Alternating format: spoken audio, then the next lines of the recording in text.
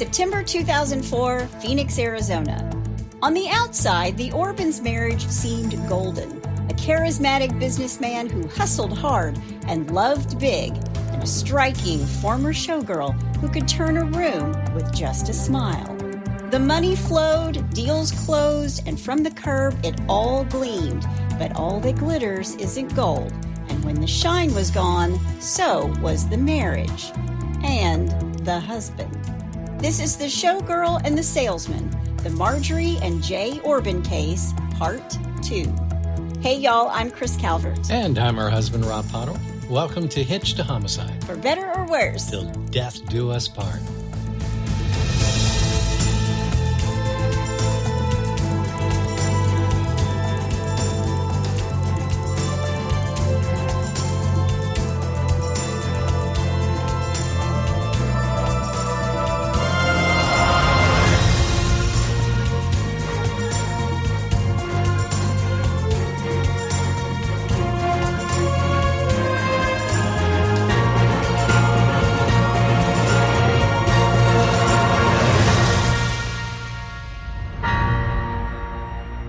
Welcome back, everybody. Yes, welcome. And for our friends over there in Nigeria.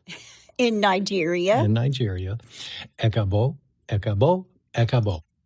Very nice. Yeah. Welcome, Nigeria. Well, wherever you're listening, be sure to like, rate, and review the podcast. We love it when you do that. You can also send us emails and drop us a line on social media. And if you like the show, give us some stars and a quick comment. If you're watching today on our YouTube channel, be sure to hit that subscribe button below. Show us some love. We really do appreciate all our listeners. And speaking of, go join the In-Laws and Outlaws on Facebook. It's our closed Facebook group. All you got to do is go to H2H In-Laws and Outlaws, answer a couple questions, you're in. And if this is your first listen with us, they are our family here at Hitched to Homicide. Yep. And if you love true crime, you're not going to regret it. Mm-mm. There's a bunch of you that were asking just this past week. I let a ton of people in. Yeah. You can find us on Instagram at Hitched to Homicide and on X at H2H_podcast. And we also have a Buy Me a Coffee link if you want to send Rob some coffee. Send me some coffee, please. I will take some Diet Mountain Dew right now. Yep. I'm running on empty a little bit this fall. So anything, a little chai tea, I'll take that too. I like that one. We got a lot going on. We do. Lots coming up, lots to tell you about later on. This case was actually suggested by one of our listeners, and today we're on to part 2. Sorry I had to break it into 2, but there was just so much information. Yeah. And for the rest of the month, I just wanted to give everybody a heads up. We're going to be doing some spooky paranormal true crime because it's October. Look, folks, he's not just a musician and a composer. He also does sound effects with his mouth. Whatever it takes. I also wash windows. He does this while we're listening to songs, too. There'll be some song, some old-fashioned song on there from the 40s or something, and he'll start playing the trumpet with his mouth. The mouth trumpet. And he'll harmonize with it, y'all. I mean, exactly like that. Just a glimpse into my life. Into her hell. Not hell. I said into my life, into my life. Right. Listen, if you can listen to true crime, then I can listen to mouth trombones. All right. Before we get started today, let me thank some sources. Wikipedia, CBS News, 48 Hours, TheyWillKillYou.com, Murderpedia, Chilling Crimes, True Crime All the Time, Monsters, UPI, The Arizona Republic, and there are a couple of books, Bright Lights, Dark Deeds, The True Story of Marjorie Orbin by Samantha Reese, and Dancing with Death by Shanna Hogan. I will have links to all of those and even more sources in the show notes. There's no reason for me to go through 50 sources with y'all. You'd just be turning me off at that point or fast forwarding me. Yeah. All right. Well, you ready? I am. Let's do it. Well, Rob, when we last left off, Marjorie is shacking up with her boyfriend, Larry Weisberg, in Jay's home, and he's been missing a little over 6 weeks when a homeless man named Robert Aim, I think I called him Robert Amy, which I apologize for, Robert.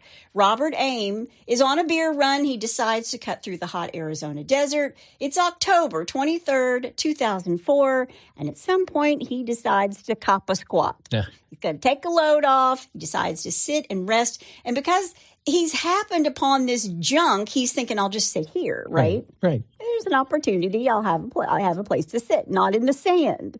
And he sees this discarded mattress, and a big, heavy storage container is nearby, a Rubbermaid tub. It's nearby. And it's covered with a piece of carpet. And he looks at it closer, and the lid is actually taped shut. And so he's thinking maybe there's something valuable in there.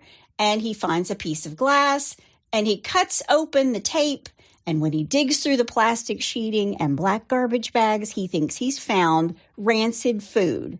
But then he sees a navel, a belly button. And he realizes what he has found is the torso of a male body. Wow. Now, after getting out of the desert, remember, he's walking, and he makes it to the authorities. It's several hours later before the police get out there. And Robert Ames is interviewed by Detective David Barnes. And Detective Barnes takes down his statement, but they send him on his way. He clearly had nothing to do with who or what was going on inside this Rubbermaid tub. Sure. The authorities on the scene realize that this man he's shocked. He's very disturbed by what he's found. He clearly had nothing to do with it, right? Right. The other thing the authorities realize is that this torso has been in the tub and in the hot desert for a while. And what they could discern was that the torso belonged to a white male who was a bit heavyset. The body was dismembered above the navel and below the knees. Ugh. It was headless with no limbs. And get this, the internal organs were missing. What? And the police are thinking, gee, where do we start with this? Yeah. Geez, right? You know, They have a team comb through the surrounding desert area where the tub is found, and they scour the area looking for any kind of clue. And what they find are some tire tracks. Right. But they're so worn down that they really couldn't identify anything by them. They did find a few little bits of plastic sheeting in the brush just a few 100 feet away from where the Rubbermaid bin is found, but not much else. Meanwhile, Marjorie, who doesn't seem all that interested in the whereabouts of her missing husband, is out shopping again. She spent thousands of dollars. In the last 3 weeks, she spent all kinds of money, about $7,000. Jeez. But then she goes out and she buys a brand new grand piano to the tune of $10,000. Wow. Well, if you're going to celebrate, I guess you need some music. If you're going to have a new boyfriend, you need some piano music and some mouth trumpets, apparently. But she and Larry are out having a big time. And while the lead detective on the missing persons case, Detective Butcher, is out there trying to get any information on Jay that she can, Marjorie is avoiding every single call this detective makes to her. Not only that, another detective is now on the case. His name is Detective Tommy Kalesa. Now, they start asking around about Jay to his friends and his business associates. Many of them are worried that Jay is in a ditch somewhere dead, which is every mother's nightmare. You know, your kid doesn't come home. Back in the day, I'm Gen X. I would drive, and if I was late for curfew, my mother always said the same thing. I had you dead and buried. You were in a ditch somewhere. And that's what his friends are thinking. He's somewhere off the road in the middle of the desert, and no one has seen that his car has wrecked. Right. And he just hasn't been found yet. But Marjorie refuses to field these calls from Jay's friends as well as the police. And she tells the police, I can't possibly take every single call that comes in from somebody who's worried about Jay. Now, does she sound like the wife of someone who is just devastated by the fact that her husband's been missing for 3 weeks. Yeah, it's not a very good cover for her. It is not. Yeah.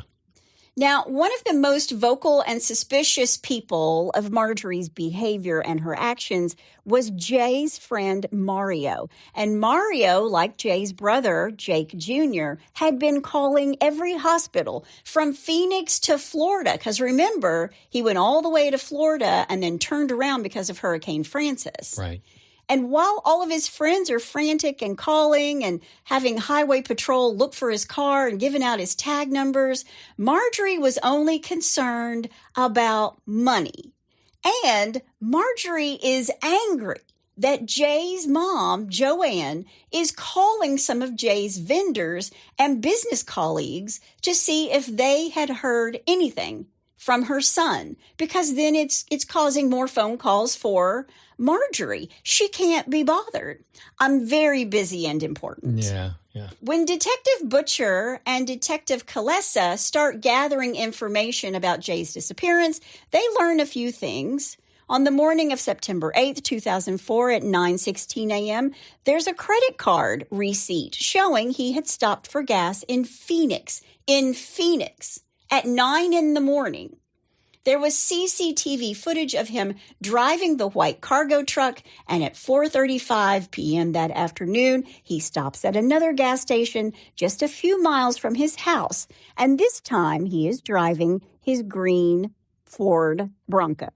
Okay. Now, when Detective Butcher and Detective Kalesa look into Jay's financials, they discover that he had a single signer for all of his accounts. Mm-hmm. A single signer on a bank account refers to an authorized person who has permission and access to transact on the account, but they do not own the funds or have any ownership rights to the account itself. Okay. Meaning, Jay can sign checks, but Marjorie can't get to that money. But the detectives can clearly see that thousands in cash had been withdrawn, $500 each day, the ATM limit, and there are thousands in phone transfers. And when they pull up the video at the ATM, they can see that it's Marjorie at the ATM taking out all the money. I'm thinking Marjorie isn't a Mexican. I was waiting for you to say that. Yeah.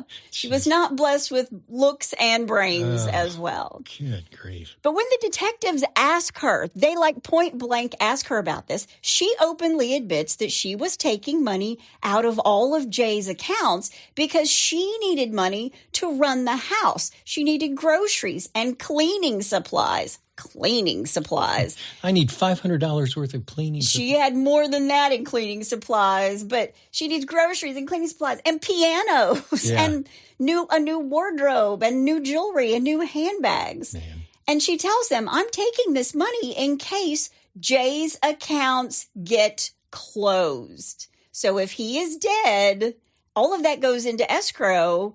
And it's going to be a while before Marjorie would have any access to it, right? Right. But remember, they're divorced. Do you remember this from the first episode? Yeah. So if she's divorced from him legally, she's not going to get diddly squat. You'll get nothing and like it. Spalding.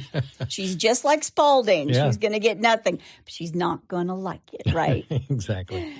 So, if you recall from part 1 of the case, detectives Butcher and Kalesa have asked to come to Jay's home and have a look around. And Marjorie puts them off saying she can't because she's working at Noah's school, the son that she shares with Jay, who is 8 years old. Right. But Detective Butcher actually calls the school and asks the principal, listen, we're really trying to get in touch with Marjorie Orbin, and I know she's a volunteer there. Can you just tell me exactly when Marjorie is scheduled to be working at the school, and then she can't skirt the hours that we're asking to see her? Right. And they tell the detectives, Marjorie's not working at our school at all. Marjorie has never volunteered or worked at Noah's school. Ever. And this brings up the very first red flag. Yeah, of many, right? Yeah. Jay's Bronco was reported being in 2 different locations between September 19th and December 27th. Neighbors had called the police because this SUV is sitting on their street, and after these folks call this in, it's just mysteriously moved, right? Mm-hmm. And according to two witnesses that Detective Butcher finds on the street, she goes to the street where it's been reported. Right. The Bronco's not there anymore. She starts ringing doorbells. Do you remember? Did you call in? There was a green Bronco on the street, and she finds more than one person saying that a woman with long platinum blonde hair was driving that Bronco. So when Detective Butcher gets Marjorie on the phone, she asks her, "Are you willing to take a polygraph test?" And when Marjorie repeats it, "Am I willing to take a polygraph test?" Detective Butcher can hear a male voice say in the background, quote, "Tell her to go herself," end quote. Jeez. And when Detective Butcher says, Who's there with you? Who is that person? Who is that man? Marjorie yells at Detective Barnes and says, "It's none of your business." Jeez. And she hangs up. So the red flags went from like being little red flags to like a great big red flag, right? With the finger on the spring pointing right at her. Meanwhile, Detective Barnes, who's conducting the investigation on the torso, so there's Detective Butcher and there's Detective Barnes. Detective Butcher is the one who's on the missing persons case. Right. Detective Barnes is the one who's on the torso case. Okay. So he's conducting his investigation on the torso that they find out in the desert. And what they do have is that the torso was wearing shorts and a short sleeve shirt. And when the evidence is taken back to the police station for them to sort through, Detective Barnes crosses path with a buddy of his, Detective Tommy Kalesa. And Detective Barnes tells him, "You're not going to believe what we just found in the desert. It's a middle-aged white male torso." And Detective Kalesa looks at him and says, "That's funny. I'm working with Detective Butcher on a missing persons case of a middle-aged white man, and his wife is shacking up with a new boyfriend and spending a lot of this guy's money."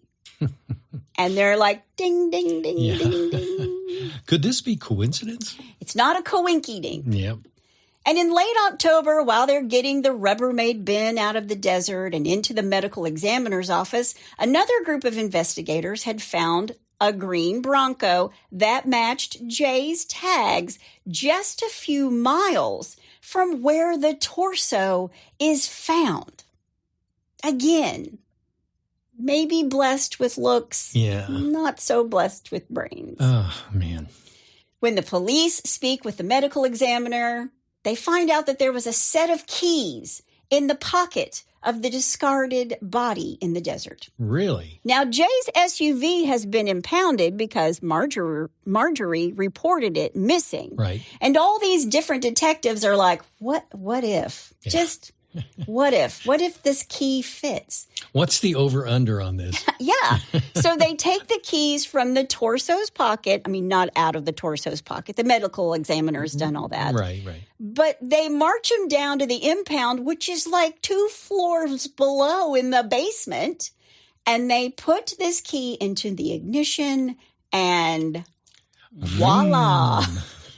The green Ford Bronco that was seen being moved on the street by a woman with long blonde hair. The Bronco found in the desert near the body containing the tub. The Bronco starts from the keys of the pocket of the dead white middle-aged man. Gee, I wonder who this guy was. Yeah.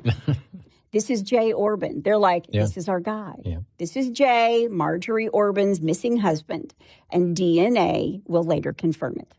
Now, 3 weeks after the torso is discovered in the desert, Marjorie gets busted for forging Jay's signature at a Circuit City. Are there still Circuit Cities? No, they went out of business. Probably because of Marjorie. It's all her fault. And when the police question her about forging this signature, she tells the authorities that she was merely replacing Jay's computers that the police had taken with them. Remember, she's telling everybody, I'm going to take over Jay's business. Right. Jay was on the road 2 weeks out of the year. Marjorie, a big day for Marjorie is buying a piano and getting her nails done. I don't think she's going to take to the road for 2 weeks out of the month. Yeah. Now, on December 28th, this is December, Detective Butcher calls Marjorie several times and leaves 3 messages before Marjorie calls her back. And when they do talk, Marjorie drops the bombshell that she and Jay weren't even married. He was her ex-husband. They had divorced for tax reasons. We talked a little bit about this in the first episode, but she hadn't told the police yet. And she says, we did it for tax reasons, but Marjorie had huge debts that could have just taken down Jay's business, something that he'd worked so hard for. Right. But she tells the detective that they were mutual friends with respect for each other, raising a child together, even though they were divorced. And when they ask her if she's dating someone and why she didn't divulge that fact sooner, Marjorie asks her, quote, "Do I need to even tell you the color of my toenail polish too?" End quote. Man, she's got some balls. And Detective Butcher says to her, "I want you to be completely honest with me during the investigation." I'm paraphrasing, right? And then Marjorie says, quote, "completely honest about everything in the entire world," end quote.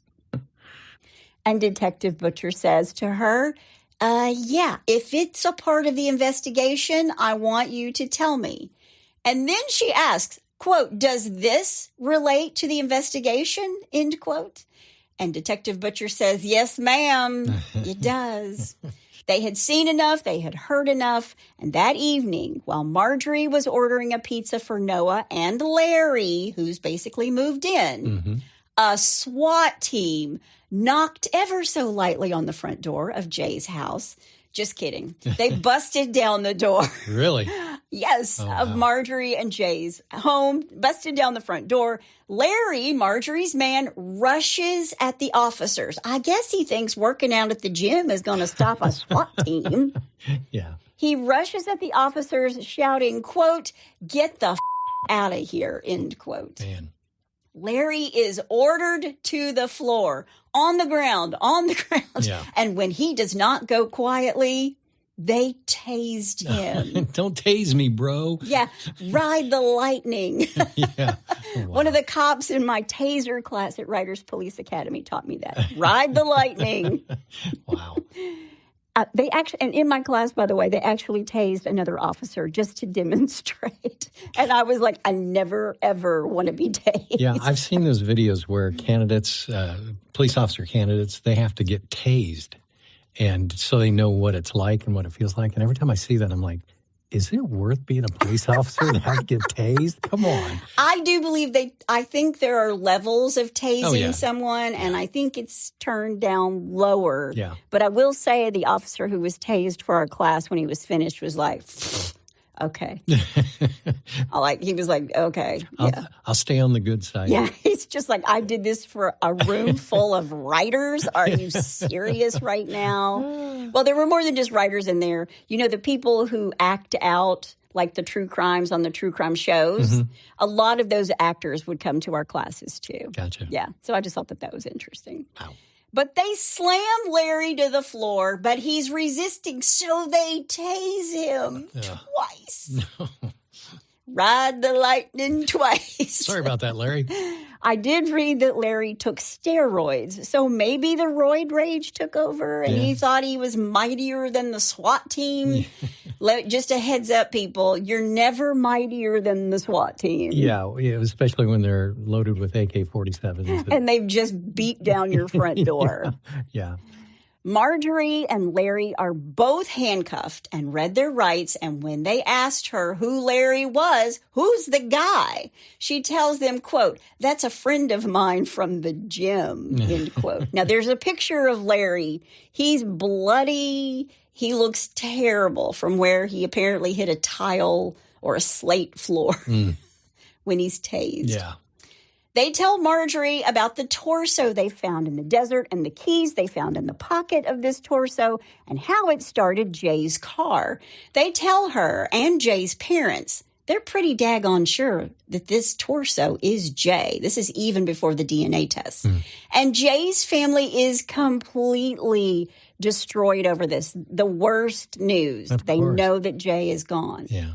But when they question Marjorie, asking, when was the last time you saw Jay? She says, quote, see, this is the thing that really I'm terrified of sitting here and answering questions. I want to answer any questions you want to answer. I will tell you the truth. As best as I know it, I will tell you anything you want to know. But I have a little boy out there that may have lost his father, and I'm terrified of losing his mother, and I don't want to say anything that may be taken out of context.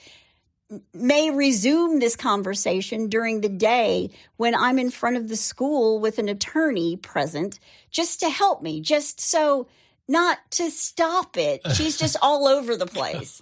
And these are her words verbatim, so if it doesn't make sense, it's not me. Yeah, okay. I will talk to you, but just to help make sure that I don't make an error. And I don't mean to cover my behind and hide a lie. I don't mean to protect anyone else. I don't mean that at all. I just mean I have to, given what I have at stake, my life, if I'm blamed for this, I have a little boy out there that needs me. He needs his father too, end quote. Okay. Did they bring in a translator or anything for that? She's just kind of all over the place. Yeah. She's like, I want to answer your questions, but I'm afraid to answer your questions because you're going to pin this on me when I didn't do anything. And I have this little boy out there who needs me. And then she realizes at the end, and he needs his father too. Yeah. And that could be his dad because we don't know that that's him. Yeah. It could be his dad, even though the keys, started the car. Well, it's funny whenever you hear somebody talking like this, you know that there's two things going on in their mind. Number one, they're like, okay, I got to explain this. And number two, it's like, how do they find this out? And what if they think I did it? And so she's just speaking out of her, what? Yeah. And police detectives, especially, can see through a line of BS pretty easily, right? Yeah. It's not their first rodeo. No. So Detective Butcher slides a photo of what is left of Jay in this tub. And they carefully clock Marjorie's reaction. Okay. And you might wonder how she did react. Yeah. Stone cold bitch, man. Really? Yeah. Wow. She continued to deny any role in what happened to Jay, and she was actually released later that night. But while Marjorie is at the station weaving her tale, the police are combing through Jay's house. So the SWAT team's not going to come and knock down the door and escort you out without a search warrant. Right. And they are going through her house from head to toe. And they find the receipts for all the cleaning supplies that were purchased the day after Jay goes missing. They also see that she has acid washed the garage floor and put down an epoxy coating. She'd also painted the garage from top to bottom. She painted the ceiling of the garage. She painted everything in the garage. And here's a person that, wouldn't do any manual labor if she didn't have to do it. Don't want to chip a nail or anything. Exactly. And she's out there doing an epoxy on the garage floor. Whatever. So there was no way to detect if there were any traces of blood. There was some cardboard that was taped over the garage windows. I mean, what's that all about? Yeah. In the garage, they find a storage cabinet, and inside that were cleaning supplies, including a new steam cleaner for carpet. And under the tool bench, police find an electric handsaw and an open package of jigsaw blades with two of them missing, but not the jigsaw itself. So the handsaw apparently is different than the jigsaw. Yeah. But the jigsaw blades, it's a new package, and there's a few of them missing. Yeah. These blades will match the marks on the partial remains that are found. Wow. Larry's clothes, inside the house, Larry's clothes were in the dresser in the master bedroom, and Marjorie's purse in the kitchen had $3,000 in cash. They also found white powder in the master bedroom. So was it Coke? Was it Noah's Ritalin? Remember, she used to crush that up and snort it, but she was also asking around for cocaine. It was Ajax. She was cleaning It was something. in there too. It was Ajax. Also at the house, they find all the paperwork about Jay's insurance policy. And his brother, Jake Jr., saw this as well. But something that the police clocked right away, there were no photos of Jay in his own house. They had all been taken down. So think about it. If you're married or if you're just raising a child with someone, Sure. I mean, there are pictures of the two of us all over the house. There are pictures of the kids all over the house, but there are pictures of us too, with the kids, without them. Right. That seems like a normal thing. Yeah. No photos of Jay. Meanwhile, Larry is in his own little interrogation room, and he is defending Marjorie to the cops after they absolutely whip his butt. He tells them that she's a nice, kind woman. But after they let Marjorie go, she drives straight to Larry's daughter's home. Larry's been let go as well. But she drives to Larry's daughter's house and demands to see Larry. He is hiding out in his daughter's home. So think about it. SWAT team, tased twice, face mashed up or bashed up from the floor. Right. They let him go. He goes to his daughter's house to hide. I can see him being like looking from behind the curtain. He's in the coat closet. Yeah. And he doesn't want to come out. But finally, Marjorie causes a scene, and he does come out, and he tells her, "You have to leave." And that night, Marjorie and Noah spent the night in a hotel because the police are still going through every paperclip, every pair of socks, everything at her house. Yeah. When police start putting it all together, they find security footage from the Lowe's hardware store where she was filmed purchasing 2 containers, identical containers, to the one that Jay's torso is found in. And when they confronted Marjorie with all the tape, here you are, you're buying all this stuff at Lowe's the day after, and you realize we found him in this Rubbermaid bin, and you've bought 2 of these Rubbermaid bins. I mean, this is all evidence. What do you think she does? I have no idea. She throws Larry under the bus. Of course she did. She says Larry is the one who killed Jay. He killed him in a jealous rage.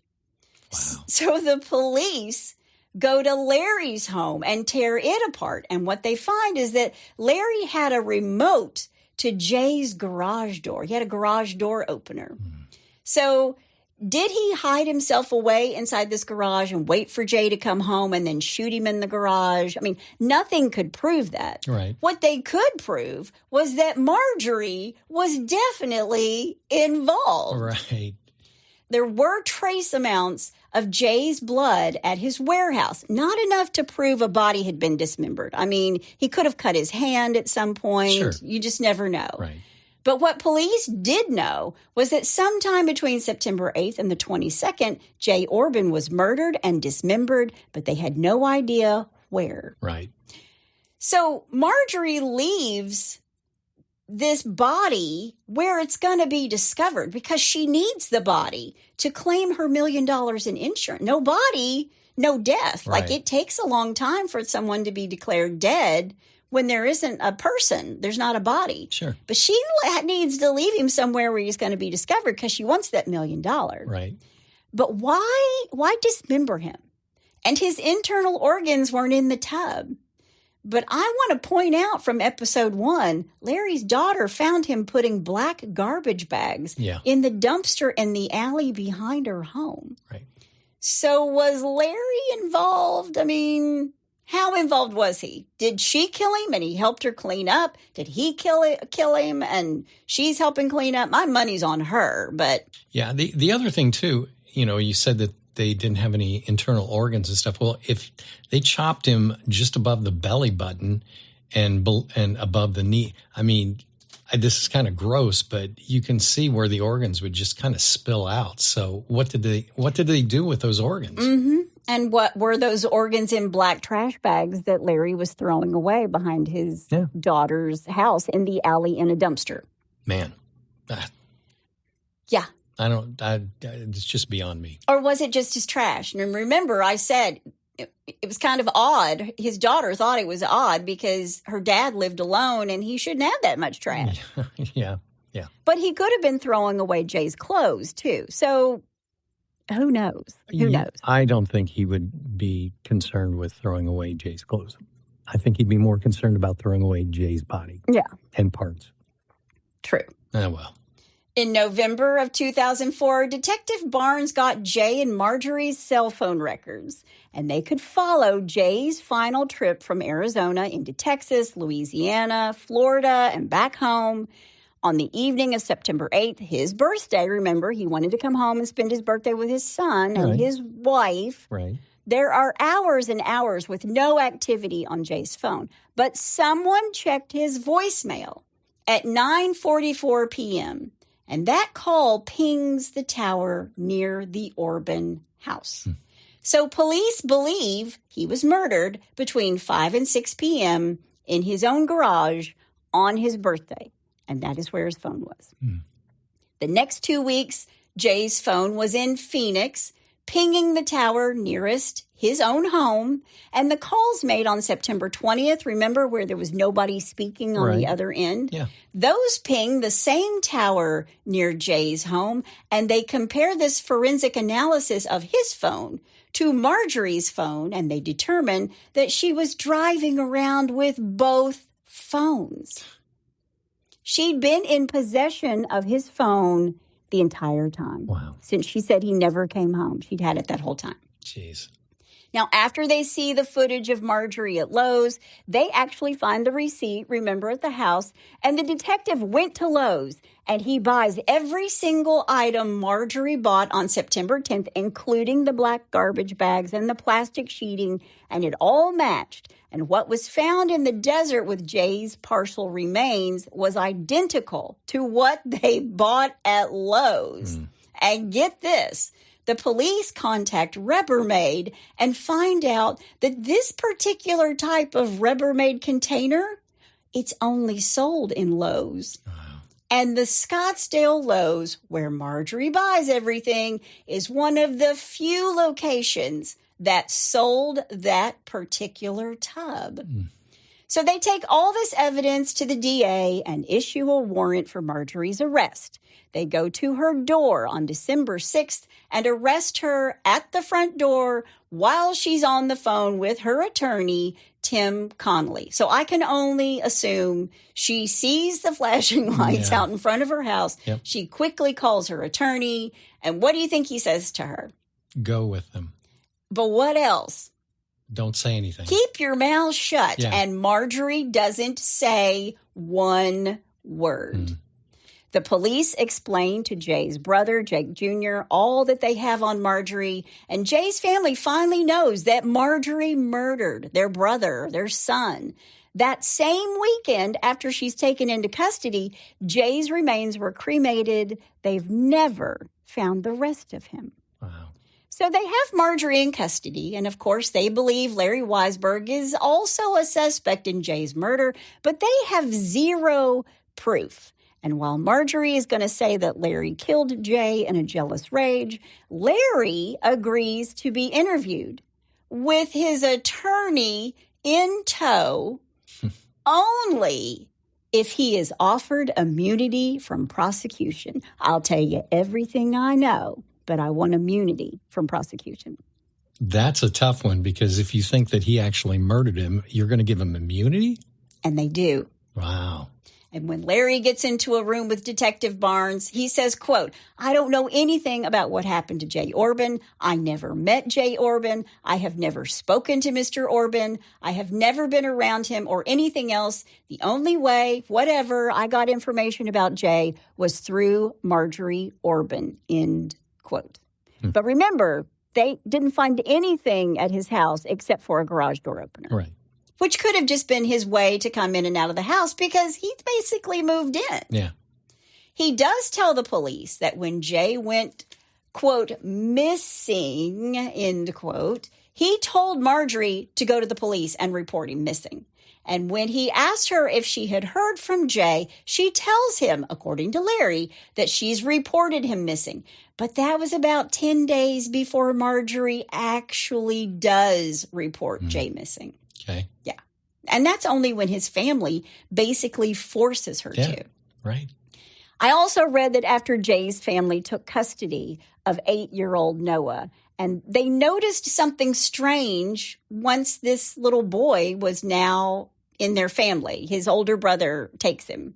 And they noticed something really strange because as his hair grew out, they realized that Noah was a brunette. He's 8 years old, and Marjorie had been bleaching his hair since he was a toddler. What? She's bleaching this little boy's hair. This woman is just off her rocker. I mean, she bleaches her own hair, too. Yeah, I mean, she's definitely a bleach blonde. Sure. She's not a natural blonde by any stretch of the imagination. Right. Marjorie pleads not guilty to murder one, which is what she is charged with. Mm-hmm. In February of 2005, the prosecutor announced that he would be seeking the death penalty. Yep. The trial was supposed to begin in April of 2005, but over the next 4 years, the date is pushed back and delayed over 10 times. Why? That's karma, Marjorie. Why was it pushed back? Well, there are a couple different reasons I'm going to tell you in just a second. Okay. But after Marjorie is arrested, people started coming out of the woodwork. And one of them was Marjorie's 5th husband. Remember, she's married 7 times. Right. He said that toward the end of their 2-year marriage, he and Marjorie weren't getting along. And during a fight, he had threatened to kick her butt out of the house. And the next day, he can hear Marjorie on the phone with her girlfriend saying she's going to kill him. Ugh. She's going to lure him into the bathtub, and then she's going to throw a TV in the water. Good Lord. Then a few days later, he's in the kitchen of their house, and Marjorie comes up from behind and whacks him in the head with a frying pan. Nothing says I want a divorce like hitting a man over the head with a frying pan, right? Sounds like a Three Stooges episode. I mean, it's, it's Looney Tunes. It's, Tom and Jerry. Yeah. These two divorce soon after. Surprise, surprise. But this incident was never reported to the authorities. So now they're like, okay, she's capable of violence. By the time the trial actually takes place in 2009, the prosecution had tacked on 4 more felony charges for theft and fraud against the estate of Jay Orbin, with each of these charges carrying a maximum of 5 years in prison. So think about this. They're like, if we don't get her on murder, we've got 4 counts, 5 years, we're putting her away for at least 20. Right. But there was a moment when some believed this was going to end in a mistrial. And this is to answer your question. Okay. Because the prosecutor, Dan Levy, was forced to withdraw due to illness. And the lead detective, Detective Barnes, was being investigated for criminal charges. And the public records don't disclose the specific nature of these charges against Detective Barnes or the outcome of this investigation, because I looked. But because she's under investigation and the DA is sick, it gets delayed 10 different times. Gosh, what a circus. That's karma there for Marjorie, right? Yeah. Opening arguments begin on January 29th, 2009. The state's theory goes like this. Marjorie had become disgusted with her loving husband. He gave her this baby she desperately wanted, but ultimately he had outlived his usefulness. She no longer wanted him. What she did want was his money, and she was the kind of woman accustomed to getting her way. So once she decided that she wanted him dead, it was only a matter of time. This is what they're telling the jury. Right. She waited for him to get home, got his gun out of his briefcase, because he did carry a gun in his briefcase, and shot him in the garage. After she killed him, she hacked his body into pieces. The autopsy showed that the cuts through his tibia and vertebrae were consistent with a jigsaw. And the police just so happened to find that package of similar blades inside her garage. The gun and the saw are never found, and neither was the rest of Jay's body. And remember how I said people were coming out of the woodwork to talk about Marjorie? Right. Well, the prosecution put Marjorie's former cellmate, I mean, she's in jail for a while awaiting trial. 4 years. So they put her former cellmate, Sophia Johnson, on the stand. And according to Sophia, Marjorie was all too eager to talk about what she had done. Really? Her cellmate testified that Marjorie often referred to her murdered husband as fat and disgusting, and even recounted the events of the murder. In fact, she spoke at length about how she shot him in cold blood, froze the body, thawed it, and then removed his head and limbs. And Marjorie denies all of these allegations. Wow. But the medical examiner says, when he does the autopsy on Jay's remains, that because of how clean cut the jigsaw Right. went through the skin, Right. the medical examiner believed Jay's body had been frozen, less blood. Yeah.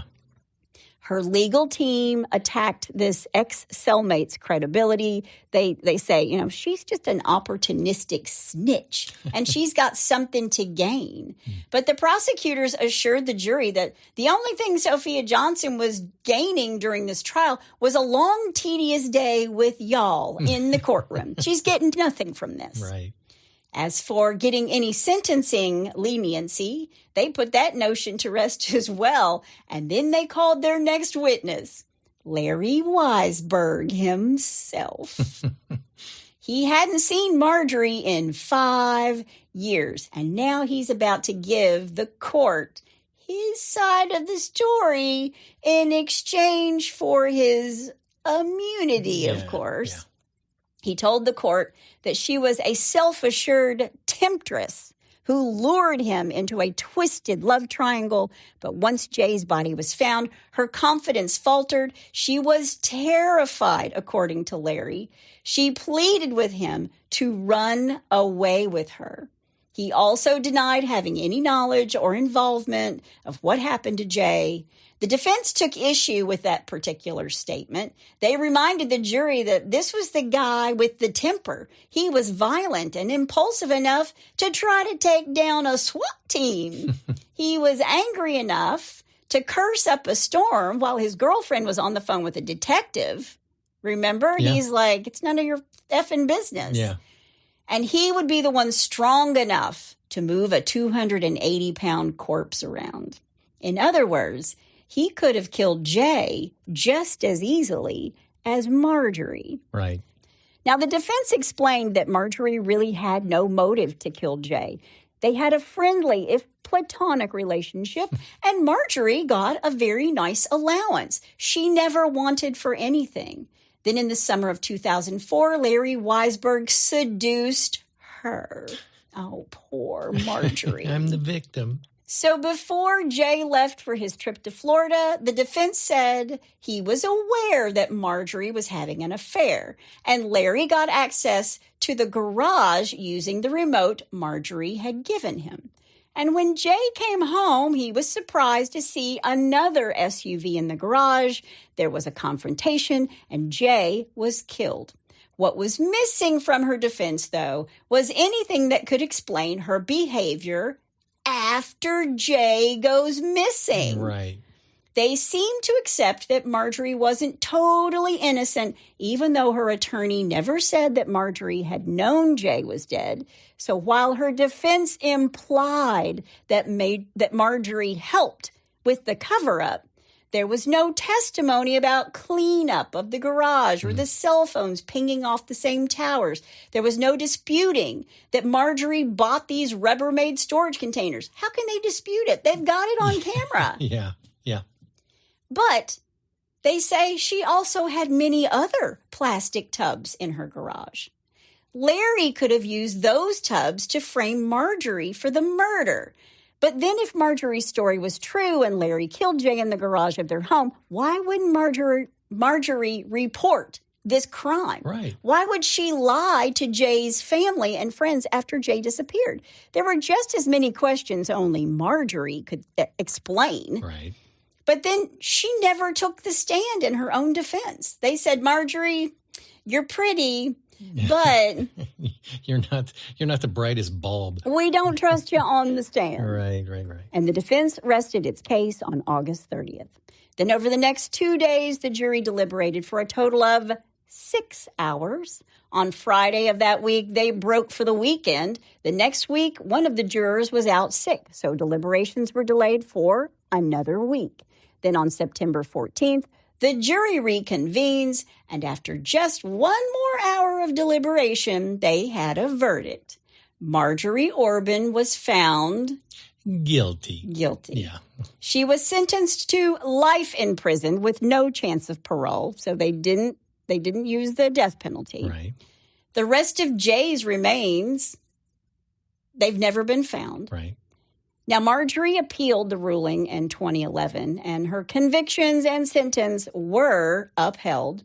Years later, she would claim that she had been deceived by her defense team and was under the impression that there was enough reasonable doubt to make taking the stand unnecessary. They had it in the bag. They told me they had it in the bag. Yeah. It's everybody else's fault, Yeah. not mine. Right. But there's still a lot of things that the prosecutors hadn't found. There's no murder weapon. There's no eyewitnesses. There's no concrete evidence that she was actually there during the murder or the disposal of Jay's remains. Right. She says she feels sorry for not being able to tell her side of the story in court. But the truth is, it doesn't matter about her story. All the available evidence is pointing directly at her. And that was a strong enough case in itself. Right. Only one person stood in her favor, the millionaire strip club owner that she had dated after her first breakup with Jay. He testified he'd actually offered to take care of Marjorie and Noah if they could get back together. Really? Yeah. So they're saying, look, he's going to take care of her, and he makes a ton of money. And if she was really out for a payday, she could have just moved on and had this relationship with him instead. All I can say is he's lucky that she didn't take him up on it. Yeah, for real. Yeah. I mean, he apparently didn't talk to the guy who got hit on the head with a frying pan. Yeah, exactly. But they also say, you know, if it was like the shopping sprees and the new piano and stuff that she wanted, there was really no need to kill Jay. All she had to do was just leave him. In the end, it wasn't enough to overcome the case against her. And after this 8-month trial, she's guilty. Right. Jay's older brother, as I said before, actually took custody of his 8-year-old nephew, Noah. And that's, I believe, where he lived as he was growing up. He's a grown boy now. Sure. Marjorie Orbin, well, sources show she is serving life without the possibility of parole at the Arizona State Prison Complex in Perryville. No recent successful appeal or release motion is documented in this case, and there's no news of any new appeals coming up as of 2025. Okay. But good news, fellas Right. or gals. You can write to Marjorie in prison. I will post that address in the show notes. It's called The Inmate Connection. No, And she's got a picture of herself in a pink bikini.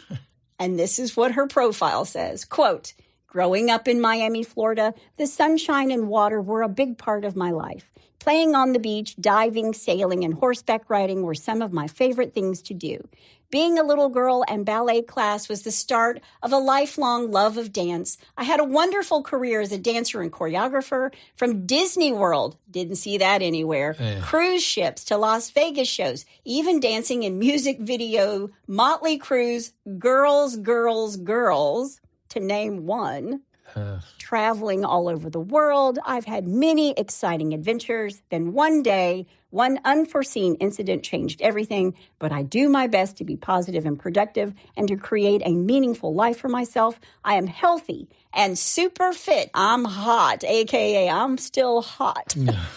I work, teach aerobics classes, and read. I miss traveling, the ocean, good food, interesting friends, and romance. I would like to make new friends from the real world. Please write me directly. End quote. It's almost like a Playboy write-up or whatever. She's the Playmate of the month, and these are all the things she likes and does and how she grew up, right? It's like prison dating service. Yeah. So if you're interested, I will put her prison address in the show notes. Wow. Marjorie has continued to say that Larry is the person who killed Jay, but we're never going to know if he had a part of it, right? Yeah. But that is the story of Jay Orbin and his wife Marjorie and her deadly greed. And that's all I have to say about that.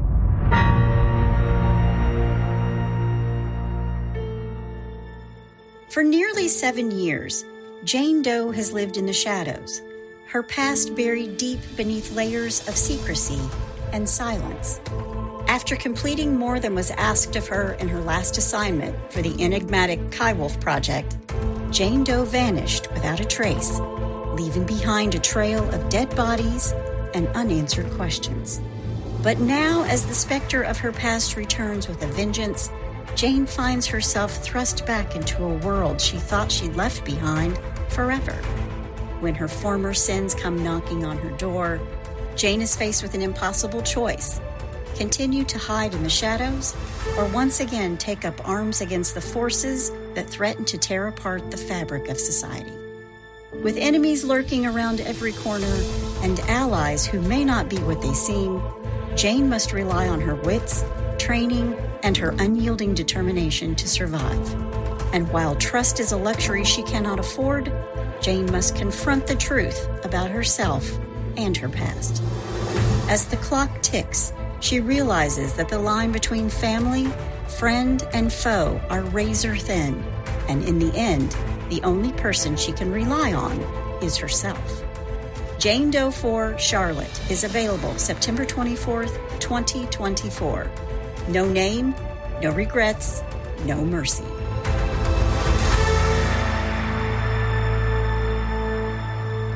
Okay, my take on this, actually, it's kind of like a title. Okay. This whole case should have been called The Praying Mantis. Yeah, well, I mean, a lot of people call her the Black Widow. Well, the praying mantis is, rips his head off. Yeah, the female, after they get done mating, she rips his head off and they're done. Yeah. That's pretty much what she did. That's a good metaphor. Yeah. I feel the most sorry for Jay's family. Yeah. But in particular, their son. Yeah. He was very much wanted. She wanted to have a child.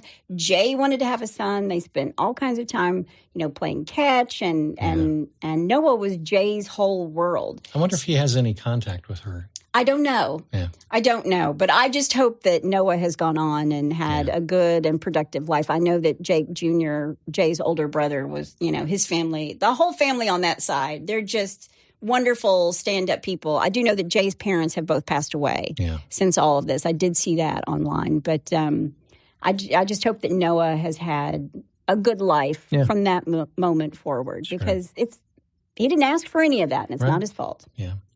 Well, let's hope that Noah's doing well and that she's going to rot in jail.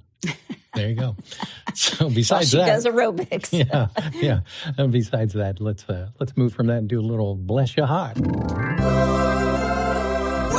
bless your heart. All right, number one, I'm calling The Real Thing. Not. Isn't that Coke? It's the real. I'm Gen X again. I keep harping on my Gen X roots here. Yeah. That was a commercial. It was. All right. An armed robbery this week at a South Carolina convenience store. apparently wasn't as armed as the clerk thought. Reports say that the incident at a quick stop in the small town of Sharon, that's in South Carolina. I actually know where that is. Yeah. Where a man donning a hoodie, wig, and mask entered the store around 5:45 p.m. per a release from the York County's Sheriff's Office. Okay. According to authorities, the suspect pointed to the gun in his waistband and ordered the clerk to hand over whatever cash was in the register, and that was about $300. Okay. Deputies tracked down his name. Let me try to get through this one. D'Alessandro in the parking lot of a nearby Dollar General. It's always a Dollar General. Well, he only had $300. That's true.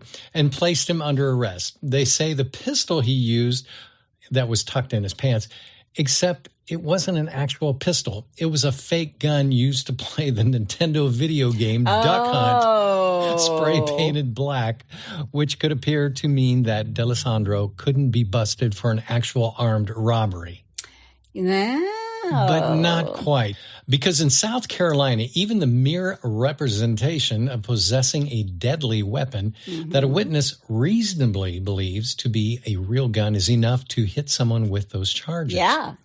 Per the sheriff's office, D'Alessandro, who was charged with the armed robbery with a deadly weapon, petty larceny of less than $2,000, and wearing a mask, and is being held without bond in the York County Detention Center. He awaits trial. Here's what I got out of that. Yeah. He had a hoodie, a wig, and a mask. Yeah. Did he need all of that? Did he just have a mask, like a old-time bandit mask across his eyes? And so he needed the wig and then pulled the hoodie? That's a lot. A little bit of overkill for me, but okay. He was a big fan of the Lone Ranger. All right, number 2, slow down there, Speed Racer. Oh, that's what Rob says to me all the time, y'all. All the time. 2 Alabama men have been arrested over an audacious but extremely ill-advised theft. Okay.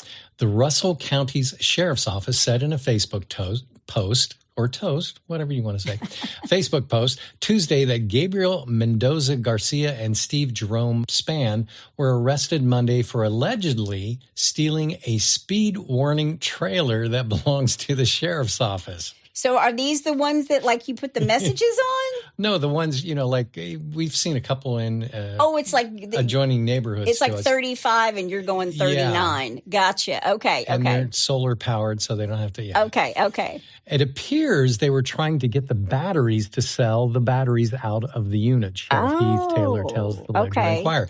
Batteries are bringing a high dollar value now. Okay. Both men have been charged with first-degree theft and property and first-degree criminal mischief.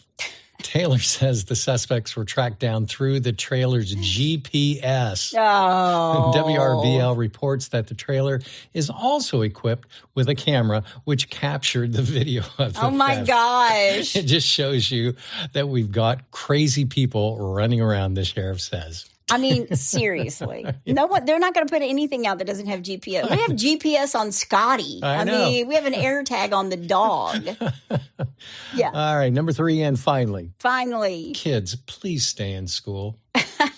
Yes. Here's one reason you might want to pay attention to your spelling lessons, kids. They may come in handy one day should you ever want them to.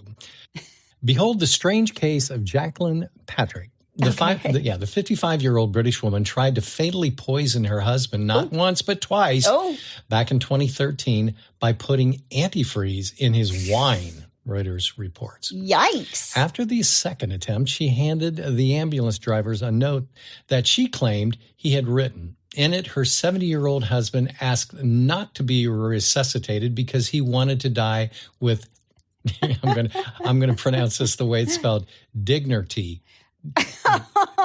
Dignerty. Police, noticing the misspelling, asked Patrick, the woman, the wife, to spell the word dignity, and she misspelled it as dignity, thus providing the fateful clue. Yeah, Patrick ended up being arrested and on Monday sent to jail for 15 years after she pleaded guilty to 2 counts of attempted murder, The Guardian reports. The couple's 21-year-old daughter also admitted to urging her mother to poison dear old dad. Oh, wow. Who ultimately survived, thank God, and was sentenced to 3 years in jail. Also not helping their case were text messages between the mother and daughter that said things like, I got the stuff, I will give him some later, and then deleted the text. And he feels sick again. I gave him more, and then delete this. She's not only spelling challenge person in trouble with the law. Gosh.